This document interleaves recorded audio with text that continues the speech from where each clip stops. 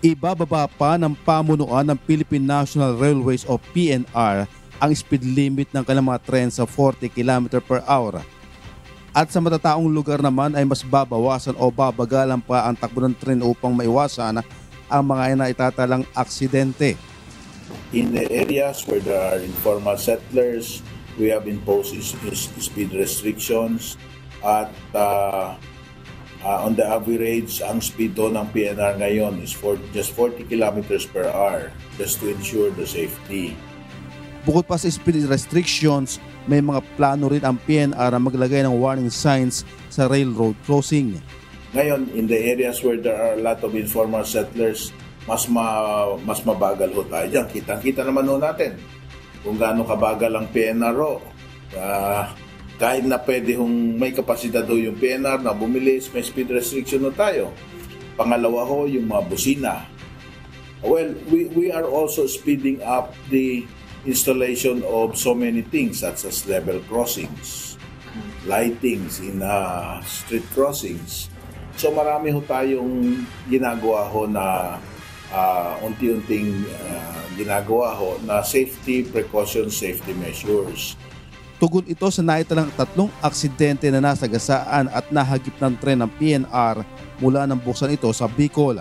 Humihingi naman ng tulong ang PNR sa publiko, lalo na ang mga residente at sa may mga kamag-anak na may sakit sa pandinig at may edad na kailangan nilang bantayan kapag nasa labas ng pamamahay, lalo sa pagdaan ng tren sa kanilang mga lugar.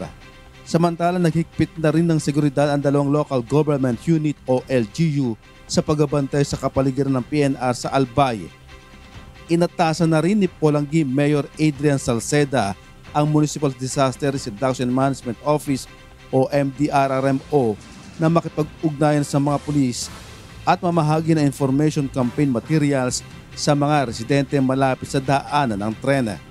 8 barangay naman ang binabagtas ng PNR sa bayan ng Pulangi.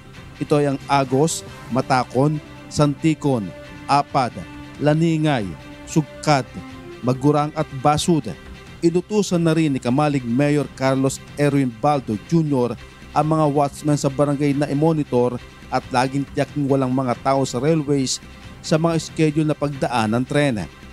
Ipinagbigay alam na rin sa mga residente ang mga oras ng pagdaan ng tren sa mga matataong lugar.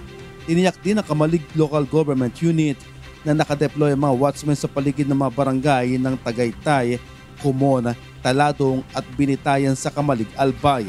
Nag-utos na rin si Police Regional Office o PRO5 Regional Director, Police Brigadier General Andre Dizon sa mga tauhan nito na tumulong sa mga watchmen sa pagbabantay sa mga riles ng tren.